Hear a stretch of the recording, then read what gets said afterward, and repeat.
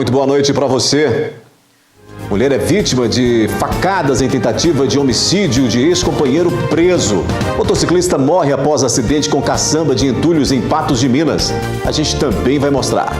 Veículo pega fogo em estacionamento no centro de Patos de Minas. Presidente do Mamoré analisa a tabela do módulo 2 do Mineiro. Cruzeiro perde a segunda partida seguida no Brasileirão. Novo salário mínimo começa a ser pago. Moradoras do bairro Planalto reclamam de vazamento de esgoto. A utilização da musicoterapia nos cuidados com crianças atípicas. DENIT diz que não autorizou o governo mineiro a privatizar a BR-365. Prefeitura de Patos de Minas mantém multas por avanço de sinal, mesmo sem temporizador no semáforo. O NTV News desta sexta-feira começa agora.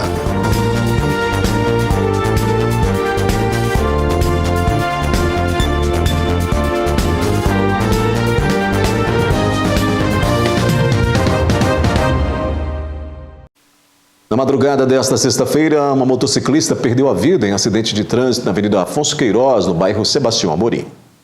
Eliana Pereira da Cunha, 59 anos, se chocou violentamente contra essa caçamba. Na madrugada desta sexta-feira, as imagens de câmera de segurança próximas do acidente registraram o momento exato em que Eliana se choca violentamente contra essa caçamba.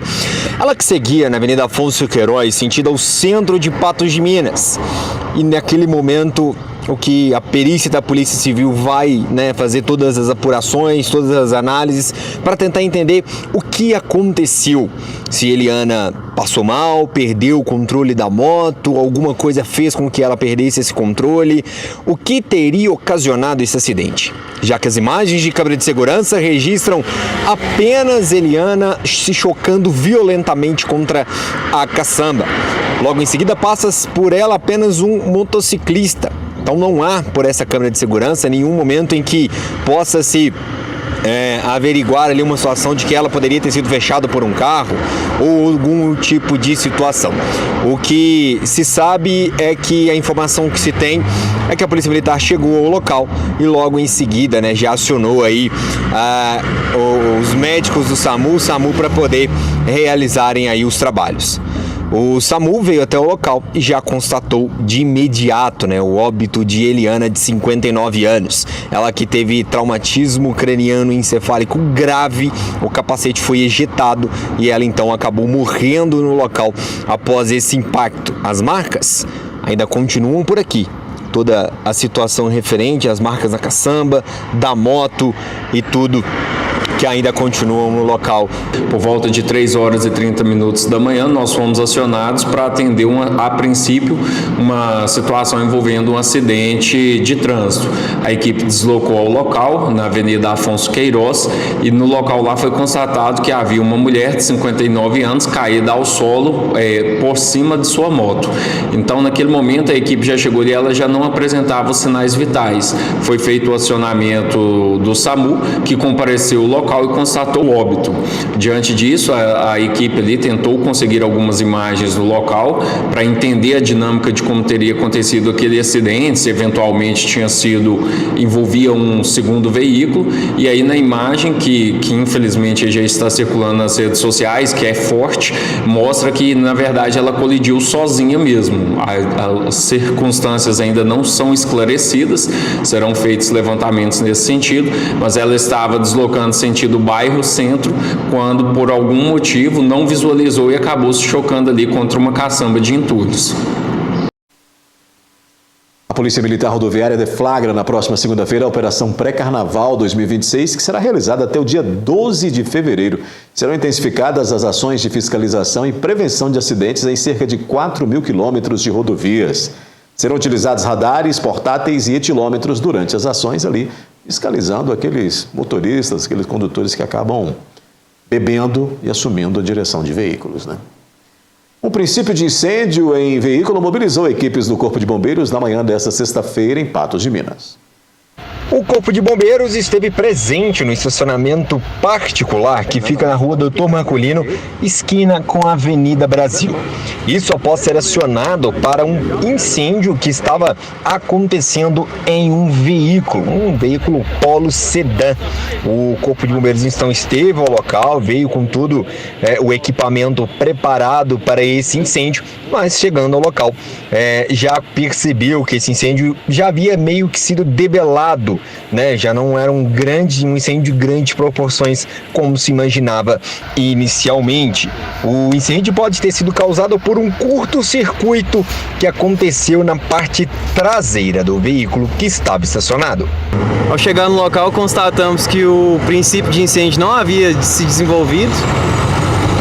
O carro encontrava-se destrancado, facilitou o acesso ao carro. A gente constatou a existência de baterias auxiliares no porta-malas que provavelmente deram causa a um curto-circuito que originou o fogo. Como eu disse, esse fogo não progrediu, né, não se desenvolveu em um incêndio. Ele se auto-extinguiu, danificando apenas uma parte do estofamento do banco traseiro, carpete, janela e vidro da janela de trás esquerda. As baterias foram desligadas para segurança. Não foi necessário a utilização do recurso de água, apesar da gente ter deslocado aí com o recurso, né, uma BTS com 4.500 litros d'água para segurança da ocorrência. O tenente Danilo Caixeta, do Corpo de Bombeiros, deixa uma dica importante para quem sempre quer transformar o veículo, fazer algumas alterações no veículo. Essas dicas importantes para que situações como essa não ocorram. Muito provavelmente que surgiu devido a uma modificação ali, que o carro tinha um sistema de som montado no porta-malas com baterias auxiliares, bem como um sistema de suspensão a ar. A gente não sabe bem qual desses dois sistemas deu causa em um curto-circuito que causou o fogo, mas a gente orienta a evitar, modificações automotivas e, se for fazer, sempre buscar um serviço de qualidade, que tenha homologação, certificação do Inmetro, para não colocar em risco o seu bem. Um homem foi preso por tentativa de homicídio na tarde de hoje em Patos de Minas após agredir a ex-companheira com uma facada no pescoço. Uma tentativa de feminicídio foi registrada na tarde desta sexta-feira no bairro Alto da Serra, em Patos de Minas. A vítima, de 29 anos, foi atacada com um golpe de faca dentro da própria casa. Segundo testemunhas, o agressor é o ex-companheiro da mulher, de 34 anos. A Polícia Militar foi acionada através do 190, com ligações que informavam que uma pessoa havia sido esfaqueada lá no bairro Alto da Serra. As primeiras informações não trouxeram maiores detalhes, só que havia ocorrido essa tentativa de esfaqueamento e que haveriam pessoas contendo o autor. Posteriormente, nós recebemos informações que a vítima seria uma mulher e que esse autor teria sido contido por populares. Ao chegarmos no local, nós deparamos com o autor sentado. Ele estava acuado, sentado próximo a um muro, e havia algumas pessoas populares lá, moradores da região, armados com um pedaço de madeira, segurando esse indivíduo. Ao ingressar na residência, nós constatamos que esse autor ele havia invadido o imóvel e desferido um golpe, invadido o imóvel, arrombado uma porta do banheiro onde estava a vítima e desferido um golpe na região do pescoço. Ele desferiu esse golpe de faca, mirando a região do pescoço, mas ela acabou atingindo o queixo, provocando um corte profundo.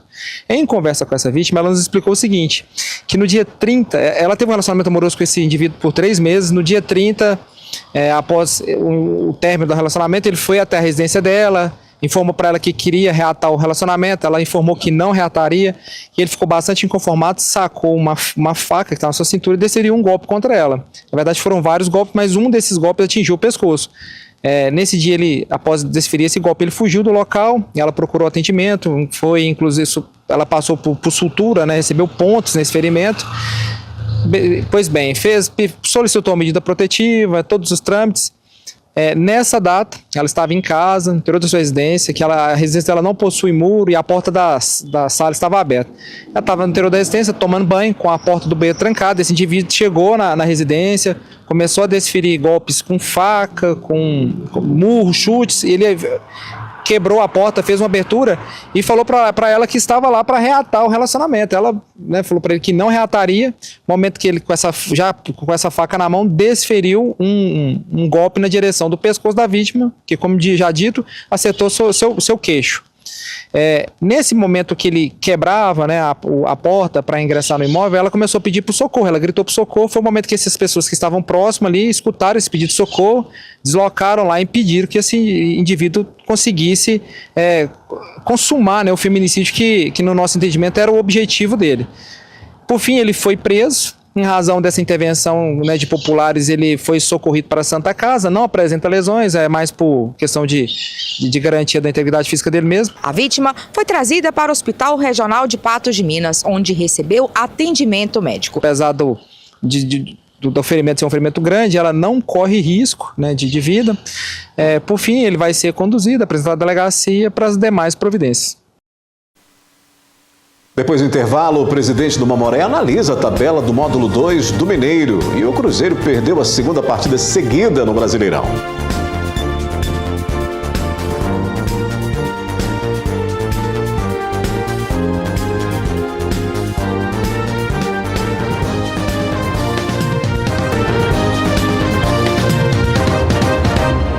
Nesse bloco a gente fala de futebol. O Cruzeiro segue sem pontuar no Campeonato Brasileiro. Na noite de ontem, a Raposa foi derrotada pelo Curitiba.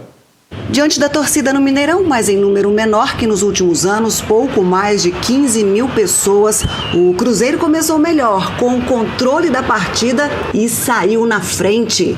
Aos 18 minutos, Matheus Pereira marcou um golaço. O Cruzeiro subiu a pressão, mas desperdiçou as chances de ampliar. Já nos minutos finais, o Coritiba buscou o empate. Aos 44 minutos, Joaquim Lavega recebeu o passe na pequena área e escorou para o gol. No segundo tempo, o time paranaense foi mais efetivo e conseguiu virar logo aos 7 minutos.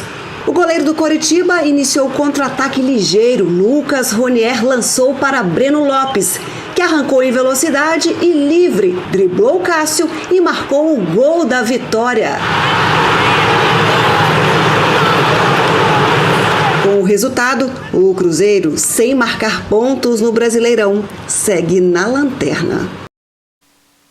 Olha, o próximo compromisso do Cabuloso é pelo Campeonato Mineiro e com clássico, né? Nesse domingo, o time de Tite recebe o América no Mineirão às 18 horas, em jogo válido pela penúltima rodada da primeira fase do estadual. A Federação Mineira de Futebol divulgou essa semana as datas, locais e horários dos jogos do módulo 2 do Campeonato Mineiro. O Mamoré estreará na competição no dia 30 de maio, diante da Patrocinense. Os 12 times do módulo 2 foram divididos em 2 grupos regionalizados, prometendo disputa equilibrada desde a primeira rodada. No grupo A estão Boa Esporte, Caldense, Guarani, Mamoré, Patrocinense e Uberaba.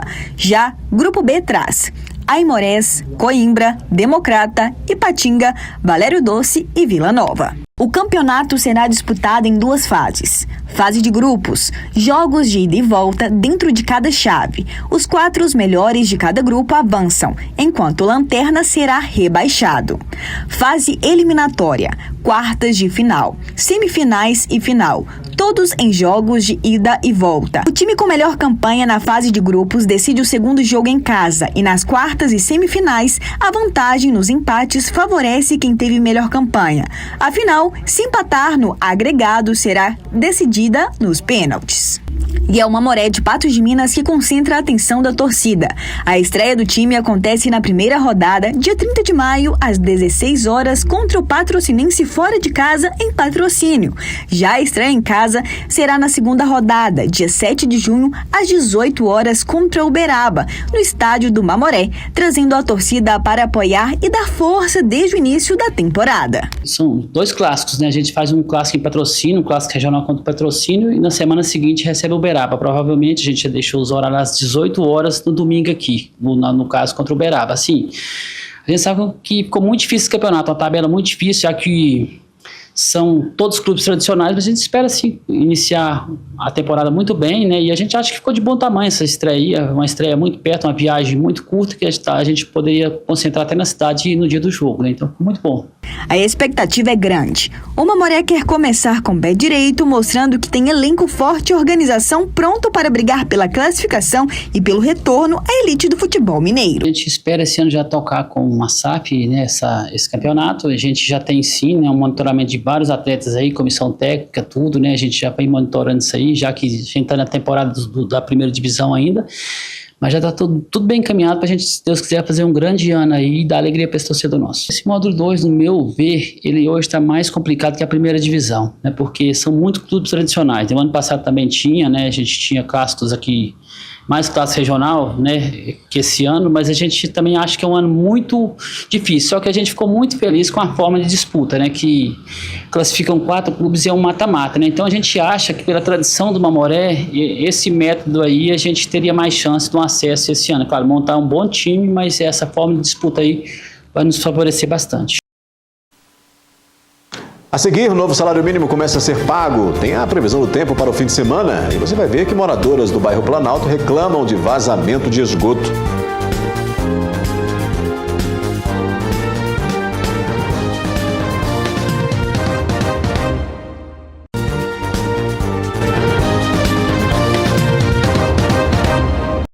O novo salário mínimo já começou a ser pago. O reajuste impacta trabalhadores também aposentados e ainda os benefícios sociais.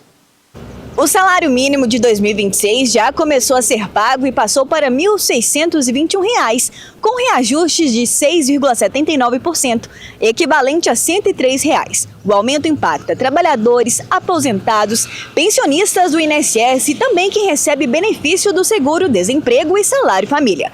Mas a pergunta que fica é, dá para sentir essa diferença no bolso ou o dinheiro some no meio das contas? Muito pouco. Eu moro sozinha, eu perdi meu filho, eu pago água, luz, telefone e comida, né? Tem que comer comida, tem que comprar remédio, eu tenho problema. Tinha que aumentar a mais. Aumentou esses 100 e poucos reais e as coisas de comer vão aumentar. Gás, coisa de comer, tudo vai aumentar. O reajuste foi oficializado pelo Decreto 12.797 de 2025 e segue a política de valorização do salário mínimo, que combina inflação e crescimento econômico. O cálculo considera a inflação medida pelo INPC, que foi de 4,18%, somada ao crescimento real do PIB, de 3,4%. Mas, neste ano, o ganho real foi limitado pelo arcabouço fiscal, que restringe o reajuste a, no máximo, 2,5% acima da inflação do ano anterior. Mesmo assim, o reajuste total ficou em 6,79%. Com o novo valor, o salário mínimo passa a equivaler a R$ 1.621 por mês, R$ 54,04 por dia e R$ 7,37 por hora, o que influencia diretamente contratos formais e remunerações vinculadas ao piso nacional. O reajuste também começou a ser repassado para aposentados e pensionistas do INSS. Os pagamentos começaram no dia 26 e seguem até esta sexta-feira, dia 6, conforme o número final do cartão do benefício, sem considerar o dígito verificador. Segundo o Departamento Intersindical de Estatísticas e Estudos Socioeconômicos, o novo salário mínimo impacta 61,9 milhões de brasileiros. A estimativa é que o aumento injete 81,7 bilhões na economia ao longo de 2026. Moradores de uma rua no bairro Planalto reclamam de esgoto que corre a céu aberto. O problema já dura mais de uma semana. Moradores da rua Professora Elza Borges da Fonseca, no bairro Planalto, enfrentam um problema grave, um esgoto escorrendo constantemente por um bueiro próximo às casas. A situação já se arrasta há mais de uma semana. Segundo os moradores, a água do esgoto corre como uma cachoeira, espalhando mau cheiro, atraindo insetos e aumentando o risco de doenças. A situação ainda dificulta a passagem de pedestres e moradores, que precisam atravessar o esgoto para entrar em casa. Faz uma semana que estourou, a Copasa está vindo todo dia, mas não está resolvendo nada. Eles vêm, daí 10 minutos começa tudo de novo. Nós não está aguentando, carro já tem que sair na outra rua, não dá para sair aqui mais. Não tá aguentando, tem que tá lavando casa toda hora, rua, pra não ficar fedendo. O trem tá feio. O maior mau cheiro. Hoje eu tô com dor de cabeça, com o estômago ruim. Falei, não tem jeito não, desde quinta-feira passada, tá uma bagunça. Então, eu acredito que é o serviço dela, porque já vem descontando até no meu débito automático lá, taxa de esgoto. Que esgoto é esse? Se ele está na rua. A população cobra uma resposta urgente da Copasa, a responsável pela manutenção do sistema de esgoto no município. Até o momento, nenhum prazo de solução foi informado. Eu entrei em contato com eles no sábado, segunda, terça, quarta e hoje. Hoje eu tive presencial na Copasa. Eles falaram que estragou uma peça ali na rede de esgoto e que provavelmente isso aí vai ter que quebrar os asfaltos e que talvez vá demorar um pouco. Mas a gente não entende o porquê da demora, porque uma semana talvez já teria condições de iniciar essas manutenções, né? E aqui está quase que impossível de transitar, está todo mundo aqui numa carniça, o esgoto quase entrando dentro das casas, ali do lado de lá você pode ver como é que tá. Então tá uma situação meio difícil aqui.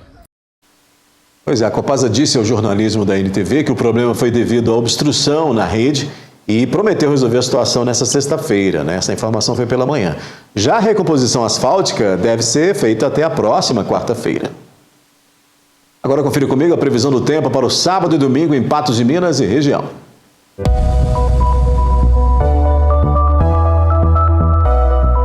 Previsão do tempo. Oferecimento New Color. A Liquida Óculos 2026 da New Color já começou. Pontos de 20% a 50%. O fim de semana deve ser com muitas nuvens ao longo do dia e pancadas de chuva e trovoadas à noite. A umidade relativa do ar registra 60%. Em Patos de Minas, no sábado e domingo, mínima de 19 e máxima de 28 graus. No sábado, em João Pinheiro, variam de 20 a 29 graus. E no domingo, de 20 a 30. Em Patrocínio, no sábado, de 19 a 28 e no domingo, de 20 a 26 graus. No sábado, em Varjão de Minas, de 19 a 27 e no domingo, de 20 a 27 graus. Em Cruzeiro da Fortaleza, de 19 a 28 graus no sábado e de 20 a 26 graus no domingo. E em Lagamar, a máxima prevista para o sábado é de 28 graus e para o domingo, 29.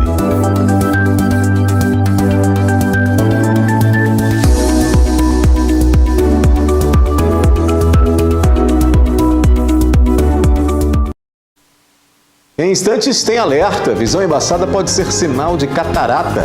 A utilização da musicoterapia nos cuidados de crianças atípicas.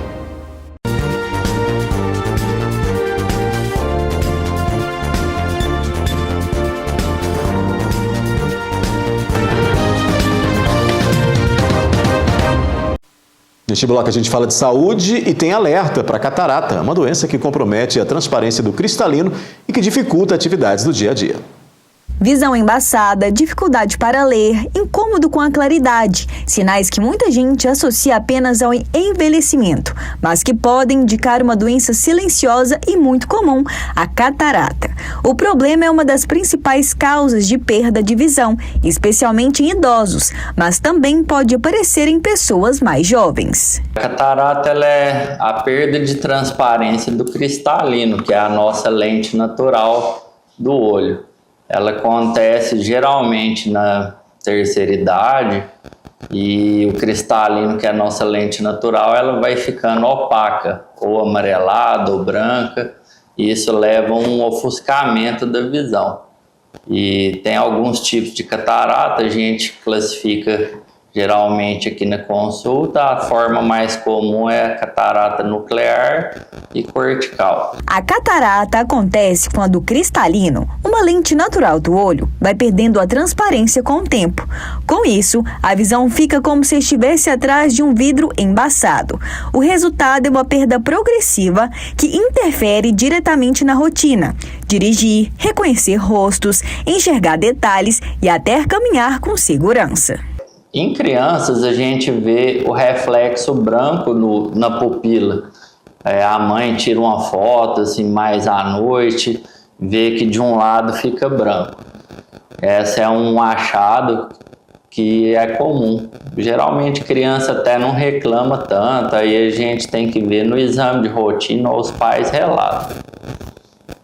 Já no adulto, a pessoa sente que a visão está cada vez mais fraca, refere tipo uma neblina, um embaçamento, acha que o óculos está fraco, ela sempre está trocando o óculos, queixa do óculos, aí numa consulta está uma quantidade de grau, em pouco tempo já tem que trocar o óculos, e quando a gente vai ver a catarata que já instalou. Visão embaçada, dificuldade para enxergar detalhes, incômodo com a claridade. Esses são alguns sinais comuns da catarata, uma doença que afeta principalmente pessoas acima dos 60 anos. O problema é que muita gente demora para procurar ajuda e só descobre quando a visão já está bastante comprometida.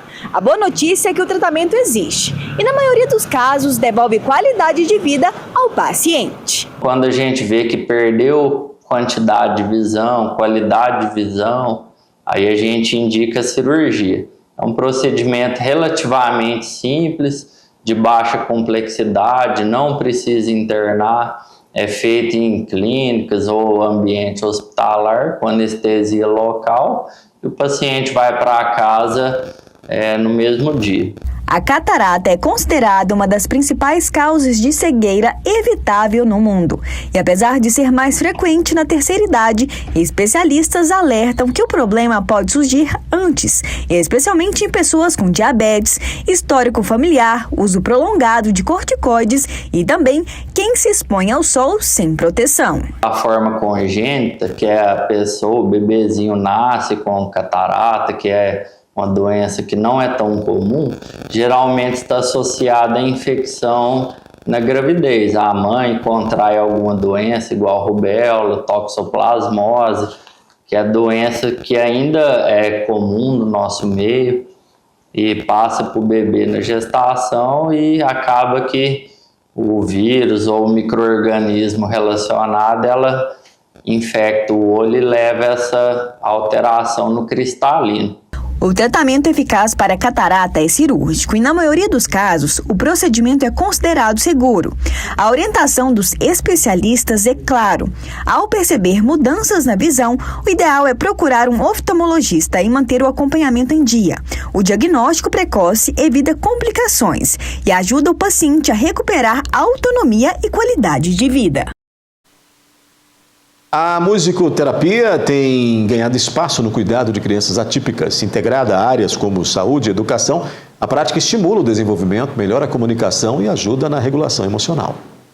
A música vai muito além do entretenimento. Quando usada com objetivos terapêuticos, ela pode se tornar uma aliada importante no desenvolvimento de crianças atípicas, principalmente aquelas com transtornos e condições do neurodesenvolvimento.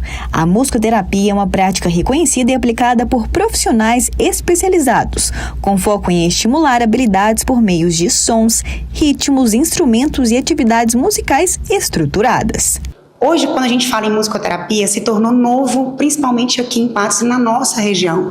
Mas a musicoterapia ganhou uma força muito grande de 2024 para 2025, que foi feita uma lei já hoje, e a importância que ela tem de atuar hoje em casos como o autismo, doenças do espectro mesmo, do TOD, do TDAH e de outros tipos de comorbidades que as pessoas têm, e a música ajuda ou influencia de certa forma a poder dar a vida mesmo, assim, digamos que com mais facilidade.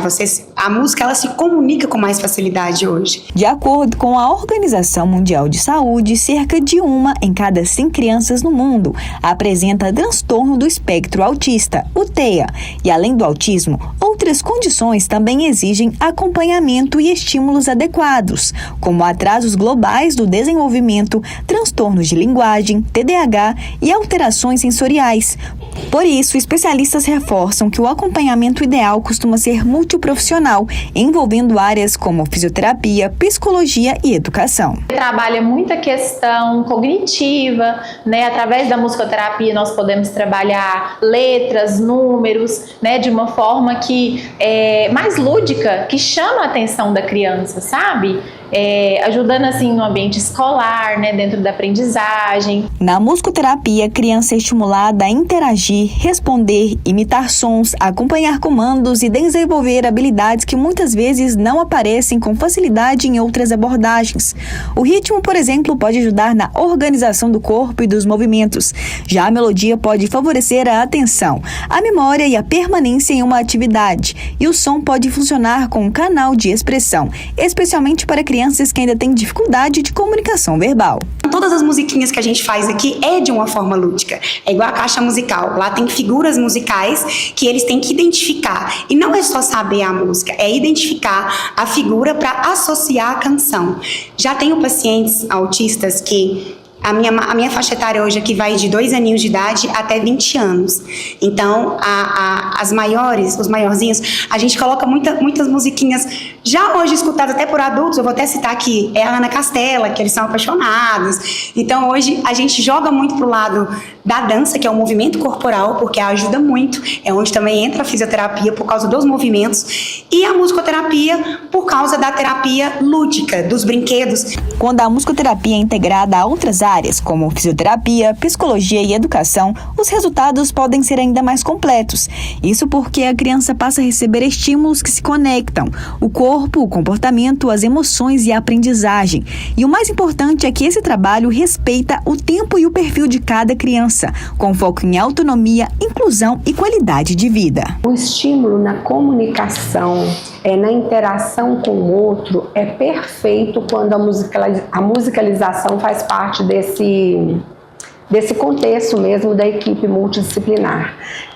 A criança interage mais, a criança tem mais comunicação, ela respeita o tempo do outro numa conversa, numa brincadeira, tudo que faz. Então, assim, a musicalização é essencial para a comunicação social dessas crianças e adolescentes. Mais do que som, a música pode ser uma ponte para a comunicação, para o vínculo, para a expressão e para o desenvolvimento. E quando esse cuidado é feito com acompanhamento multiprofissional, os resultados podem transformar o dia a dia da criança e de toda a família.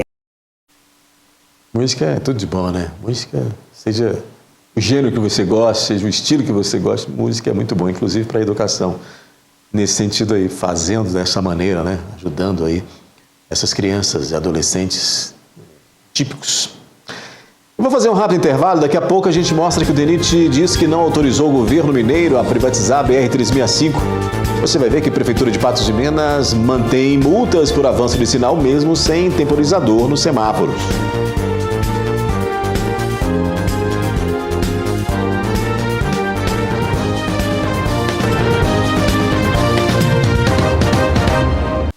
O número de pessoas buscando tirar a primeira habilitação disparou em todo o país depois das novas regras aprovadas pelo Conselho Nacional de Trânsito.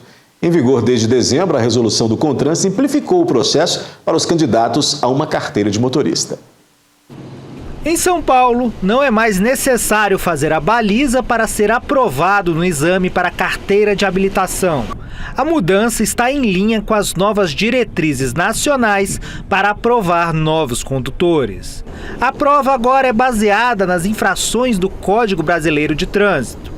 O número de aulas obrigatórias caiu de 20 horas para apenas 2. Instrutor há 16 anos, Adriano diz que ainda continua ensinando tudo o que é fundamental para os novos condutores. Continua ensinando baliza, às vezes dependendo do desenvolvimento do aluno, eu ensino a baliza também entre um carro e o outro, né? Continua passando o mesmo conhecimento, porém na prova eu acredito que fica um pouco mais fácil, né? Em janeiro deste ano foram feitos 1.700.000 pedidos de carteira nacional de habilitação. Um número muito maior do que os 369 mil pedidos de janeiro de 2025 vem depois das mudanças nas regras para conseguir a permissão para dirigir. Desde dezembro, quando começaram a valer as novas regras, foram feitos mais de 3 milhões de pedidos de CNH, com quase 300 mil documentos efetivamente emitidos. O número de pessoas que concluíram os cursos teóricos de formação multiplicou por 4, de 196 mil em janeiro de 2025 para 894 mil em janeiro deste ano. Um dos principais objetivos das mudanças é facilitar o processo e reduzir o número de pessoas que dirigem sem habilitação. A estimativa é que 20 milhões de condutores estejam irregulares no país. Para este especialista, as mudanças trazem avanços nesse sentido, mas o desafio de trazer mais segurança ao trânsito permanece.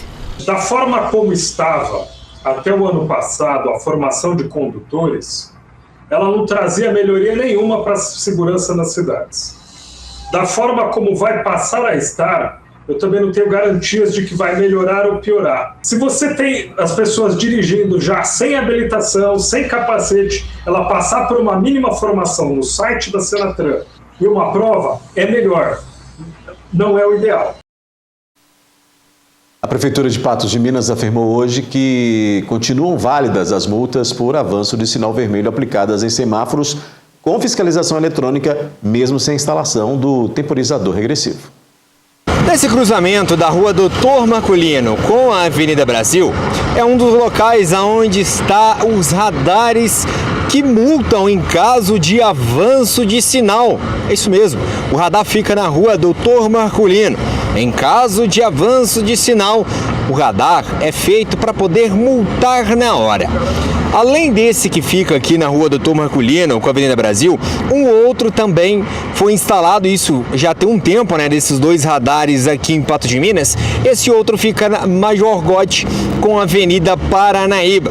São os dois locais que tem esses radares que multam, né, aí por esses avanços de sinais. Esse daqui, por exemplo, a qual a gente está na rua Doutor Marculino com a Avenida Paranaíba, é um desses radares aí que multam com excesso aí quando se tem essa situação, né, de avanço de sinal. A Lei Municipal 7.658 de 21 de agosto de 2018, ela determina a obrigatoriedade da instalação de temporizadores em semáforos com detectores de avanço de sinal e estabeleceu inclusive prazo de 6 meses para a implantação. Ou seja, segundo a lei municipal, os dois semáforos, né, que tem esses avanços de sinais e que multam em caso desse avanço de sinais, que foram a qual eu informei, o da Avenida Paranaíba com a Major Gotti e esse da Doutor Marculino com a Avenida Brasil, esses sinais deveriam ter aí esses temporizadores, que é para poder avisar e alertar os motoristas. Segundo, claro, essa lei municipal 7.658. Mas o que observamos desde quando esses sinais foram instalados é que esses temporizadores não existem em nenhum dos dois locais aqui em Patos de Minas. Nossa reportagem procurou a Prefeitura de Patos de Minas para saber o porquê de não existir esses temporizadores. Em nota, a Prefeitura esclareceu que as penalidades são aplicadas com base no Código de Trânsito Brasileiro, legislação federal que rege o trânsito em todo o país. Ainda de acordo com o município, o CTB não exige a presença de temporizador regressivo como requisito para a regularidade da sinalização semafórica ou da fiscalização eletrônica. A administração municipal destacou ainda que possui competência legal para fiscalizar o trânsito e aplicar penalidades, conforme estabelece o Código de Trânsito Brasileiro. Em relação à não implantação dos temporizadores, a Prefeitura informou que a medida depende de recursos financeiros específicos, que deveriam ser provenientes do Fundo Municipal de Trânsito, o qual ainda não foi efetivamente operacionalizado. Dessa forma, segundo o Executivo Municipal, as autuações realizadas permanecem válidas e não há previsão legal para anulação das multas por avanço de sinal vermelho aplicadas nos semáforos com radar no município. A Prefeitura de Patos de Minas respeita uma legislação federal que se sobrepõe a uma legislação municipal. Por isso, as multas permanecem válidas. E a privatização da BR-365 pretendida pelo governo de Romeu Zema tem dado o que falar e ganha novos capítulos. Agora, o DENIT negou que tenha autorizado o governo mineiro a privatizar a rodovia. Depois do governo de Minas dizer que recebeu autorização do Ministério dos Transportes para privatizar a BR-365, o DENIT A autarquia ligada ao Ministério dos Transportes retrucou. O Departamento Nacional de Infraestrutura de Transportes afirmou ao jornalismo da NTV que não autorizou o edital de concessão e sequer foi comunicado da publicação. Como já informado, o DENIT reforçou que há diversas obras e serviços de melhorias previstos para a BR-365, como a duplicação entre Patos de Minas e Patrocínio e a adequação da capacidade entre Patos e a BR-040. Mas, para isso, segundo o departamento, depende da expedição de licenças ambientais do governo de Minas, que já foram solicitadas. Deputados federais, estaduais e a Associação Mineira de Municípios já representaram nos tribunais de contas do Estado de Minas Gerais e da União contra a pretensão de Zema e apontaram irregularidades no edital, como a proibição de cobrança de pedágio na rodovia por ser federal. O governo de Minas ainda não respondeu ao nosso jornalismo sobre a emissão das licenças ambientais e da comprovação de que teria recebido do Ministério dos Transportes para privatizar a BR-365. O NTV News está terminando. A gente se encontra na segunda, às 18 horas, no debate esportivo. Amanhã quem vai estar aqui nessa bancada é a Yandra Faria e eu te encontro na segunda, portanto. Ótima noite para você e até lá.